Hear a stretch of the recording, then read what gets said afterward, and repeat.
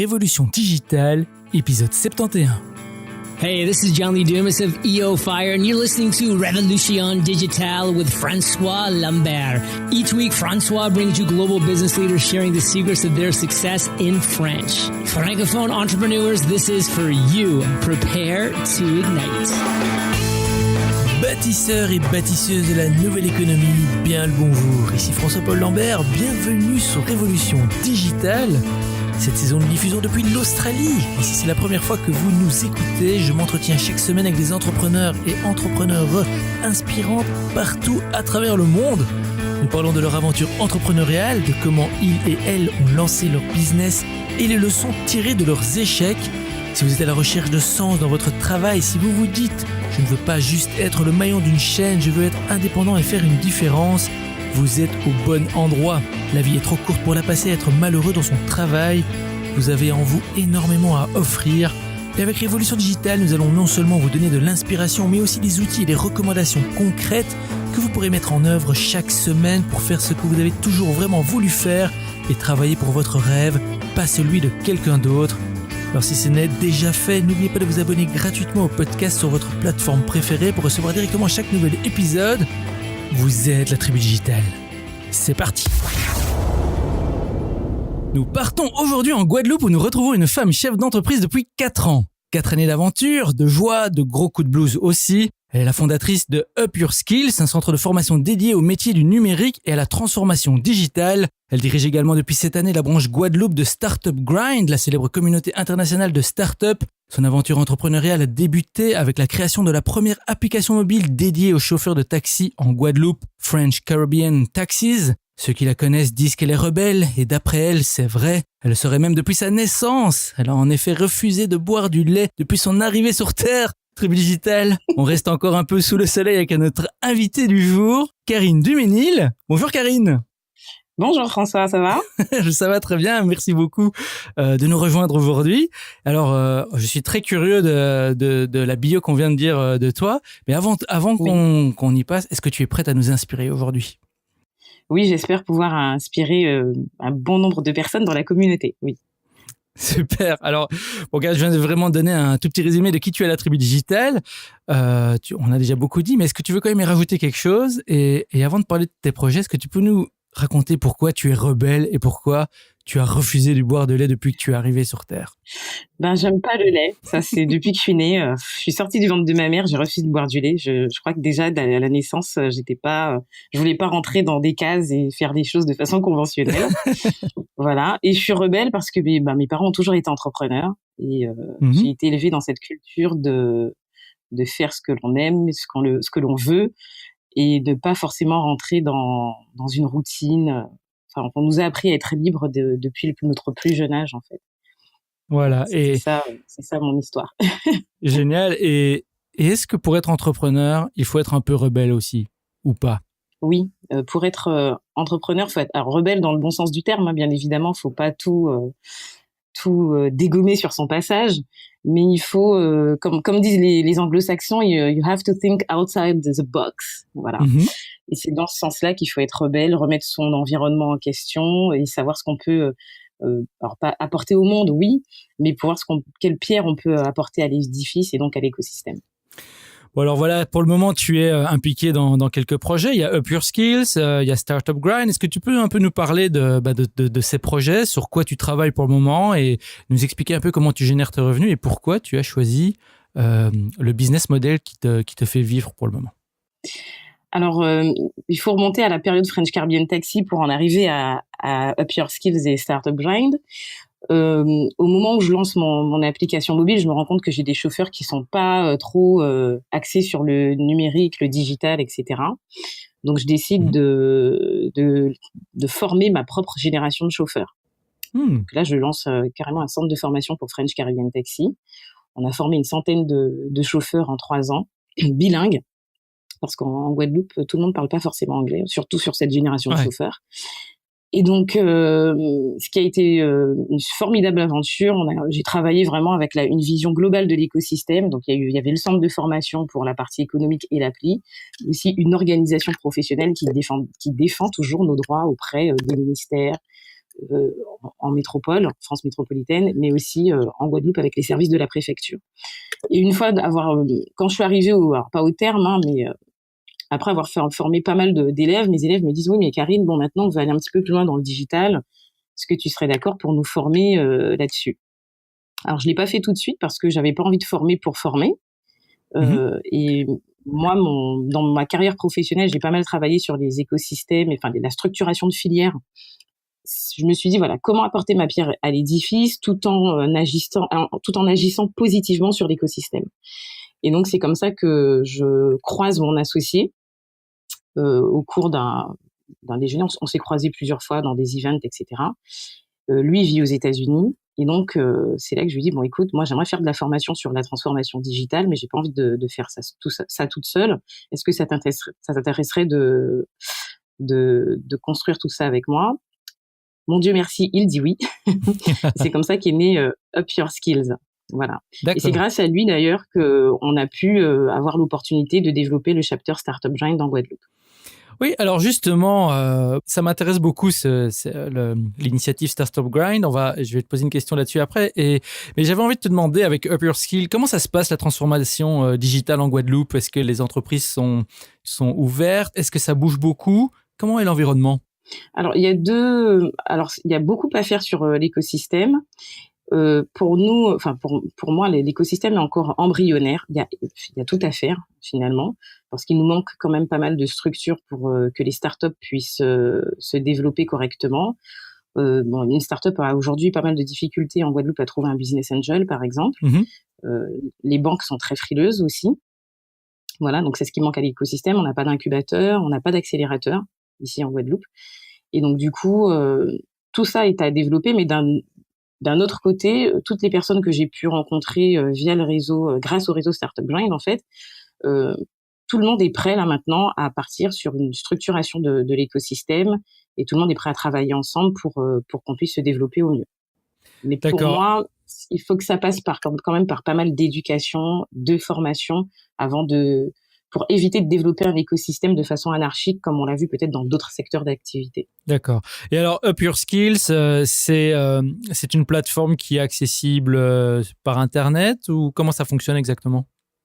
Alors, Up Your Skills, on est en train de travailler effectivement sur une plateforme en ligne pour faire de l'e-learning, sur notre propre plateforme en ce moment. Donc, elle sera disponible d'ici la fin de l'année. Et pour le moment, on travaille beaucoup sur ce qu'on appelle l'inclusion numérique, hein, parce qu'il y a quand même pas mal de personnes qui utilisent leur smartphone ou certaines applications de façon ludique uniquement. Et donc, nous, notre objectif avec Up Your Skills, c'est de pouvoir faire comprendre à la majorité, on travaille avec des ados, des étudiants, des adultes aussi, avec la formation professionnelle, leur faire comprendre que le smartphone n'est pas que ludique. On peut aussi générer des revenus, construire une communauté et donc un business avec le peu d'outils qu'on a sur son téléphone. Oui, et d'ailleurs, un des éléments de cette transformation digitale, ou en tout cas une des utilités non ludiques des réseaux sociaux, par exemple, c'est comme tu l'as dit, de générer des revenus, de vendre. Est-ce que, j'imagine que dans le cadre des services que tu offres, tu apprends peut-être comment vendre via les réseaux sociaux. Est-ce que tu as peut-être un petit conseil rapide à nous donner là-dessus? Alors, le conseil que je peux donner, effectivement, on leur apprend à construire leur communauté avant tout. Et on apprend les bases de la construction de la communauté. Pourquoi? Parce qu'en plus, je vois en ce moment sur LinkedIn, par exemple, qu'il y a pas mal de chefs d'entreprise qui passent par des réseaux d'influenceurs qui se disent déçus de l'impact de leur collaboration. Donc, nous, on est là aussi pour faire comprendre aux gens comment, par exemple, fonctionne le marketing d'influence, comment lancer une campagne sur les réseaux sociaux et faire en sorte qu'elle soit correcte. Voilà. Et puis, on apprend les bases de façon à ce que ensuite les gens puissent construire des communautés qui vont ensuite vraiment générer de l'activité, et si ces personnes deviennent influenceurs ou influenceuses, de façon à ce que les clients soient satisfaits. Et alors, est-ce qu'il y a un réseau particulier pour les entrepreneurs que tu penses se dénote particulièrement, ou en tout cas dans la région dans laquelle tu te trouves? En fait, alors tout dépend du secteur d'activité dans lequel on évolue. Pour moi, Facebook perd un peu de sa superbe, mais c'est un réseau social qui reste tout de même indispensable, parce que c'est un réseau généraliste où on peut construire faire rentrer un maximum de personnes dans sa communauté. Et puis après, si on vend il y a Instagram aussi qui devient très intéressant. Et moi, mon réseau favori, c'est LinkedIn. D'accord. Ouais. Voilà. Ça, ce réseau-là est fortement utilisé en Guadeloupe et dans la région aussi. Alors, je trouve qu'il est sous-utilisé en Guadeloupe, ce réseau, puisque les gens pensent que LinkedIn, c'est juste un CV digital, alors que pas du tout. LinkedIn permet c'est grâce à LinkedIn qu'aujourd'hui, je peux participer à la révolution digitale. Oui, c'est vrai que LinkedIn est en train de changer fortement et on garde nous-mêmes un œil très attentif dessus. Mais alors, et maintenant pour parler un peu de Startup Grind, alors, parce que tu diriges la branche Guadeloupe de cette communauté, en quoi ça consiste exactement et en quoi c'est utile pour les entrepreneurs? Alors, ce qui nous a séduit, nous, avec Startup Grind, ce sont les Fireside Chat. Alors, ça fonctionne avec des conférences qu'on réalise à peu près tous les 2 à 3 mois. On fait venir l'avantage de la communauté, c'est qu'elle est internationale. Hein. On représente 1 million de start-upers à travers le monde, dans 120 pays et 350 villes. Donc, pour nous, l'écosystème n'a pas de limite. Donc, c'est pour ça qu'intégrer un réseau international est important. Et l'avantage, c'est que quand un intervenant vient s'exprimer autour de nos Fireside Chat, il doit parler sans langue de bois. Voilà. Il faut absolument qu'il partage ses échecs et ses succès et savoir comment il a pu faire en sorte que ses échecs l'amènent au succès. Donc, on veut pas de discours lisses et justement trop les discours commerciaux de success story. On en veut, mais on sait très bien que derrière une success story, il y a aussi pas mal d'échecs. Et nous, ce qui nous intéresse, c'est de savoir comment l'échec a permis à ces entrepreneurs de devenir ce qu'ils sont aujourd'hui.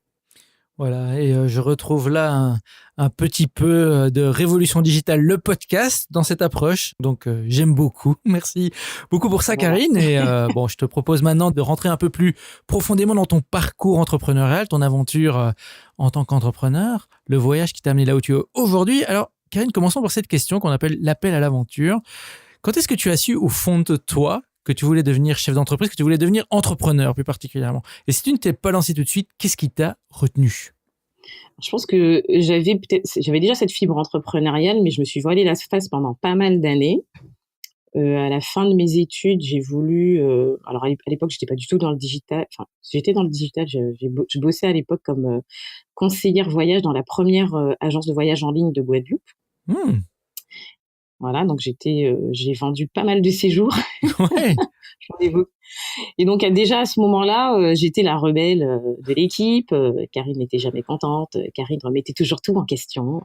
Elle boit jamais le lait. Et déjà à ce moment-là, elle boit pas de lait en plus. Donc déjà à cette époque-là, je me disais bon, faudrait peut-être que, allez, je puisse obtenir un poste à responsabilité.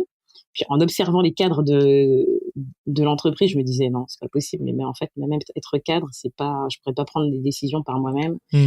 Donc déjà à ce moment-là, j'avais déjà envie de voler de mes propres ailes, mais ce qui m'a freinée, heureusement d'ailleurs, à l'époque j'ai ma fille en fait, j'ai une fille qui a 14 ans aujourd'hui. Et à l'époque je venais tout juste d'accoucher de ma chère et tendre enfant. Et donc du coup j'avais plus envie de profiter d'elle plutôt que de me lancer dans un projet entrepreneurial. Donc, quand elle a eu 10 ans, je me suis lancée. Voilà. Et donc, tu as fait une certaine transition. Est-ce que tu la qualifierais de douce ou plutôt, est-ce que c'était une transition qui t'a fait peur ou qui a demandé du courage? Elle m'a fait peur et elle m'a demandé du courage. Vraiment. Parce que j'ai sauté à pieds joints dans l'entrepreneuriat. Voilà. Et j'ai envie de te demander ici, alors comment est-ce que tu as géré cette peur et ce courage? Est-ce que tu as... avec le recul aujourd'hui, quand tu regardes à cette période, ça n'a pas dû être facile, on a cette peur en soi. Comment est-ce que tu l'as géré, toi, personnellement? Ça s'est passé, en fait, mon côté rebelle m'a pas toujours servi, hein. Ça, c'est normal. Mais j'ai décidé vraiment de tout laisser tomber en préparant un projet. À l'époque, je travaillais à la Chambre de métiers de Guadeloupe et je travaille sur la structuration des filières artisanales. Je travaille avec les organisations professionnelles et c'est le projet Taxi prend forme. Et là, je claque la porte. du jour au lendemain, je laisse ma démission et je m'en vais parce que le fonctionnement, le fonctionnement des collectivités, le côté établissement public, la lenteur administrative me pèse. Et moi, j'ai envie d'être sur le terrain, aider les entrepreneurs, faire avancer les choses un peu plus rapidement. Et donc là, je démissionne et je me dis, bon, tant pis. Si tu te prends un mur, tant pis, ce sera pas le premier. Si tu te reprends pas, tu pourras être fier de toi. Ouais. Voilà. Donc, ça n'a pas été facile, par contre. Hein. Non, c'est jamais facile. C'est jamais facile. Mais ce qui est intéressant dans ce que tu dis, c'est que, t'as senti qu'il y avait quelque chose qui n'allait pas, qu'il y avait un manque, c'était lent, tu sentais que tu pouvais contribuer plus, tu avais peut-être pas encore défini entièrement ton projet derrière, ou en tout cas, il était peut-être dans ses balbutiements, et tu as décidé d'oser. Alors, c'est ce risque, c'est ce pas qui est toujours le plus difficile à prendre, mais c'est vrai qu'il faut pas se lancer dans l'inconnu nécessairement sans être préparé. Si on est un petit peu préparé, qu'on sent qu'on peut apporter quelque chose et qu'on est prêt à prendre ce risque, parfois c'est ce petit déclic qui va permettre justement de passer de l'autre côté, de surmonter cette peur et de trouver le courage de partir. Alors justement, dans la bio, on disait que tu as eu aussi des gros coups de blues, des moments difficiles. Alors ici, Karine, est-ce que tu pourrais nous parler de ton pire moment, alors dans ces 4 années ou dans ta vie d'entrepreneur? Est-ce que tu peux nous emmener dans ce moment et nous le raconter et peut-être même nous expliquer comment tu l'as surmonté? Alors, il y en a plusieurs des pires moments, mais le pire du pire, c'est quand je me rends le pire du pire du pire, et c'est ce qui m'a amené à ce que je suis aujourd'hui, je pense. C'est quand je constate que mon application mobile, elle est géniale et que derrière, ma ressource humaine ne l'est pas. J'ai déjà investi des dizaines de milliers d'euros. Je dois des tonnes d'argent à la banque. Il faut que je rembourse. Et je me suis pas attardée sur la ressource humaine. Et ça, c'est un moment de grande frayeur. Ouais. Dans ce cas-ci, tu avais perdu des ressources ou bien c'est des incompatibilités? Comment ça s'est passé? Là, il faut rebondir. Il a fallu que je rebondisse. Pourquoi? Parce que je me rends compte que j'ai un public de personnes en âge de partir à la retraite qui comprennent pas les enjeux du digital. Je me dis, mais mon Dieu, comment je vais faire avec cette appli entre les mains et un public qui correspond pas en fait à ce que qui comprend même plus que je leur propose, quoi. Donc ça a créé pas mal de friction. À un certain moment, je me suis mis toute ma corporation à dos aussi. Oui, je me suis mis ma corporation à dos en disant, en plus, t'es une nana, il y a que des mecs, tu te rends compte? Oh là là. Ouais.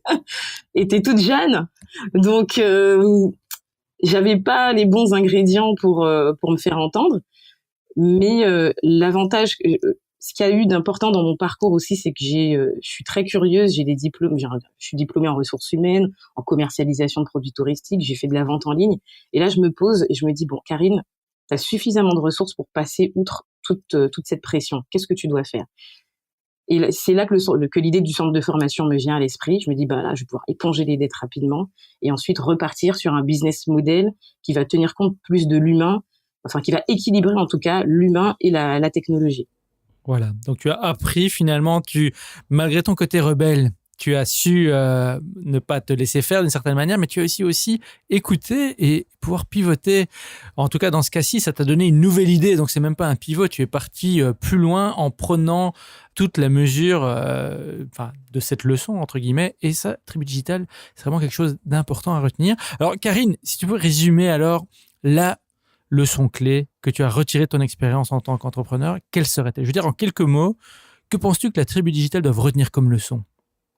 Alors, la leçon, c'est que on peut avoir les meilleures compétences, être formé dans les meilleures écoles.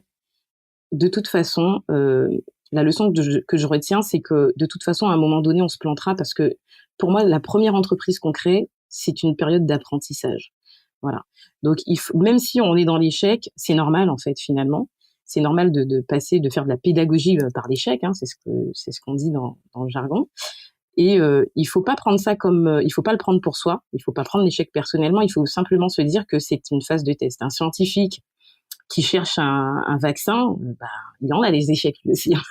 Il faut se voir un peu comme une espèce de chimiste, de scientifique qui cherche la bonne formule pour pouvoir guérir des milliers ou voire des millions de personnes. L'entrepreneur, pour moi, il est comme ce chimiste. Il doit, avant d'atteindre le bon business model ou la bonne idée d'entreprise, il faut qu'il essaye, qu'il teste jusqu'à ce qu'il puisse arriver à ce qu'il veut, en fait. Oui. Et voilà, et Tribu Digital, si vous vous lancez dans votre projet, Bon, c'est un fait. Vous allez sûrement faire des erreurs, vous allez sûrement faire des échecs. Ce n'est évidemment pas chouette, ce n'est pas un bon moment à passer. Ça ne veut pas dire non plus qu'il faut absolument que vous passiez par ces échecs, mais les choses, on ne peut rien prévoir. Les choses vont sûrement se passer, mais vous ne devez pas nécessairement baisser les bras et vous dire que on va passer par des échecs, faire des erreurs. Non, vous pouvez aussi vous inspirer de modèles comme tous les entrepreneurs qu'on interviewe ici, dont Karine. Mais sachez juste que ça fait partie de l'expérience et c'est comme ça que vous allez devenir un meilleur entrepreneur. C'est comme ça que vous allez offrir des meilleurs services et solutionner des problèmes importants dans le monde. Merci beaucoup Karine, en tout cas, d'avoir partagé cette leçon, cette expérience. Et je te propose ici de faire notre petite pause de la saison 2 qui est, je te laisse choisir, on part soit en pause café, soit en pause cocktail ou pause mocktail. C'est toi qui choisis, ensuite on s'installe et je te pose une série de questions en rafale et tu me réponds en allant à l'essentiel. Alors, que choisis-tu ? Je choisis la pause café.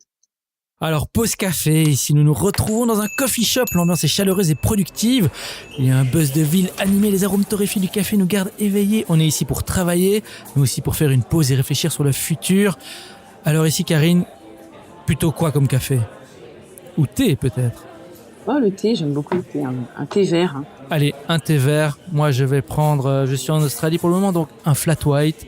Et je te pose la première question. Est-ce que tu es prête ? Oui, je suis prête. Allez. Qu'est-ce qui est le plus important à garder à l'esprit quand on lance un business ? Il faut rester customer centric, c'est-à-dire rester à l'écoute de sa communauté, de ses prospects, de ses clients et faire en sorte de toujours coller à leurs désirs au maximum. Si tu devais recommander un livre pratique, quel serait-il et pourquoi ? Alors moi, je vais recommander un livre que j'ai lu il y a quelques années déjà maintenant, mais qui me sert de livre de chevet.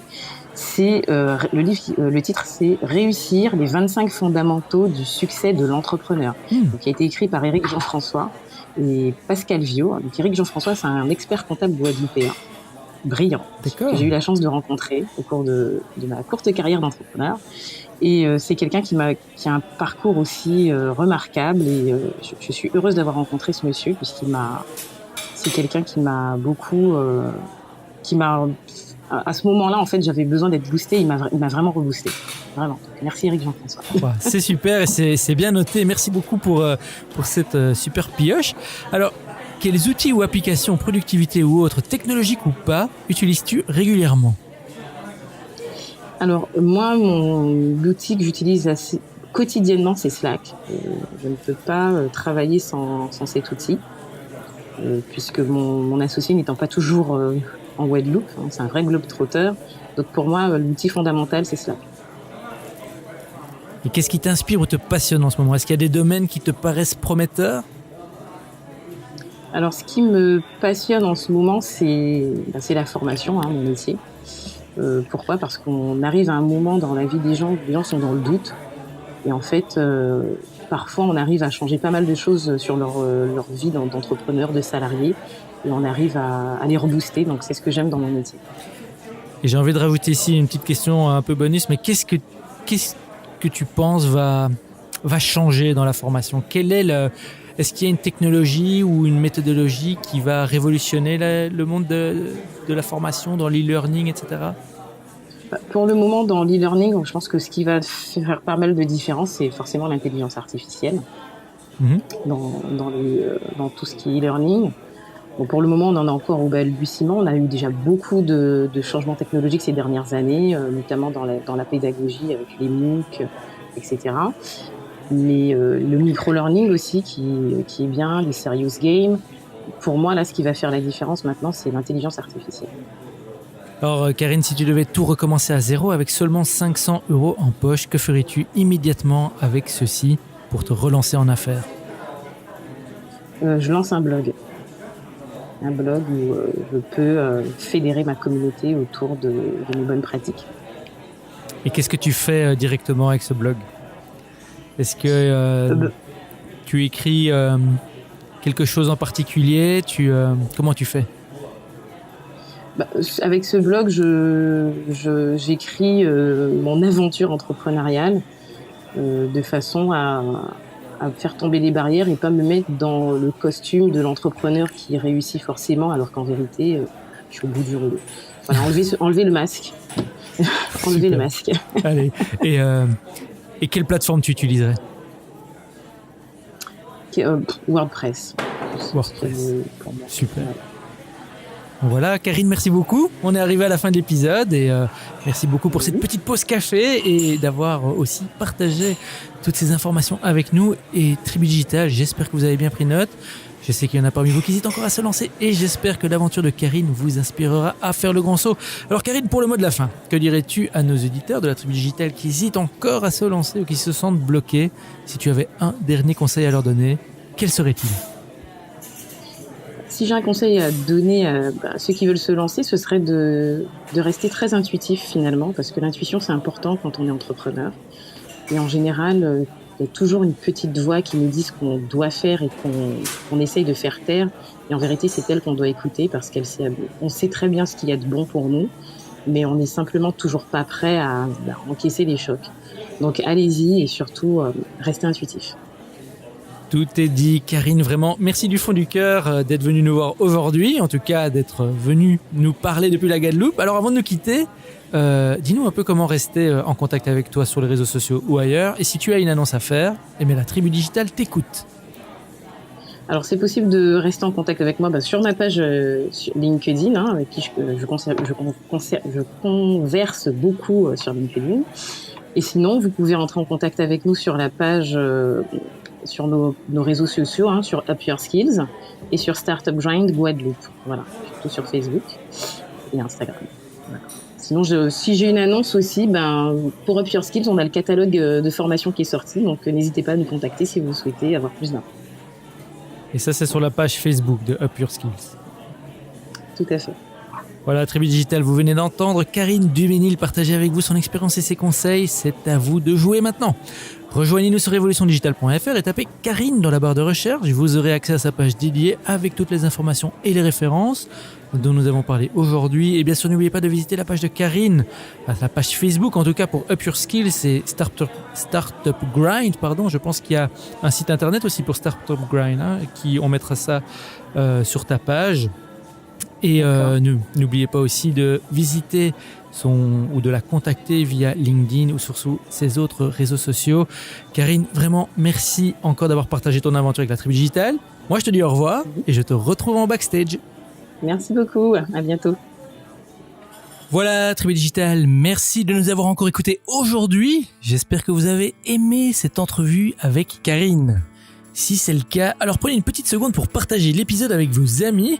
Si vous écoutez avec Apple Podcast sur votre iPhone, tout en bas à droite de l'épisode, il y a un bouton avec 3 petits points. Il vous suffit de cliquer dessus pour partager par email ou encore de le poster sur Facebook. Donc allez-y et n'hésitez pas à me taguer si vous le souhaitez. Je vous remercierai pour le soutien. N'oubliez pas non plus de vous abonner sur Apple Podcast, Google Podcast, SoundCloud, Deezer, Spotify ou inscrivez-vous directement sur notre site web pour être notifié des prochains épisodes. Et si nous pouvons vous aider ou si vous voulez nous joindre, venez nous suivre sur Instagram à Revoche Digital ou directement chez moi sur François-Paul Lambert. Hélène et moi sommes là pour vous soutenir et vous rappeler que vous êtes incroyable, que vous avez énormément à offrir et que vous méritez d'être heureux dans ce que vous faites. Vous êtes la Tribu Digital. Souvenez-vous, tout semble toujours impossible jusqu'à ce que ce soit fait. Thank you for listening to our guest stories this week. Merci et n'oubliez pas de vous inscrire à notre newsletter pour encore plus de conseils qui vous aident à réussir. We hope you're inspired and ready to move forward with your entrepreneurial dream. À bientôt pour un prochain épisode de Révolution Digitale. Stay inspired!